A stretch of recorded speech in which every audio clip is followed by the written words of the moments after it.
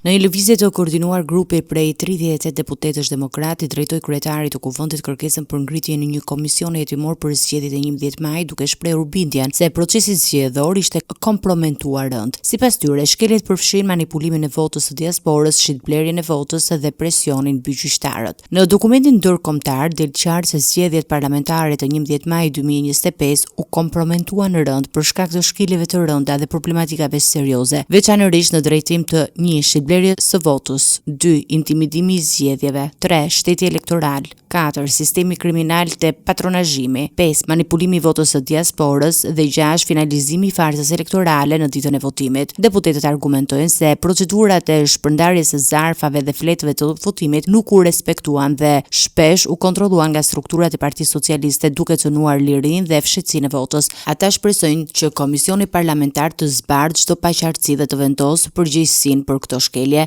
rregullat procedurale dhe detyrimet kontraktuale në lidhje me mekanizmat e shpërndarjes dhe kthimit të fletëve u vënë tërësisht nën kontrollin e qeverisë. Në shumë raste, fletëve të votimit ju mungonin nënshkrimet e marrësve, zarfat nuk ju dorëzuan drejt për drejt votuesve, por u lanë në rrugë dyer, kuti postare, qendra bastesh e tjerë. Misionet diplomatike të Shqipërisë u angazhuan në mënyrë aktive në rrjetin e patronazhimit të Partisë Socialiste për të shpërndarë zarfa zgjedhore dhe për të kontrolluar votën e diasporës. Historia e mëparshme e komisioneve hetimore në parlament tregon se përpjekjet për të hetuar zgjedhjet nuk kanë sjellë gjithmonë rezultate përfundimtare siç ndodhi në zgjedhjet e 25 prillit. Megjithatë, demokratët insistojnë se kjo është një mundësi për të hetuar dhe dokumentuar çdo cënim të procesit zgjedhor.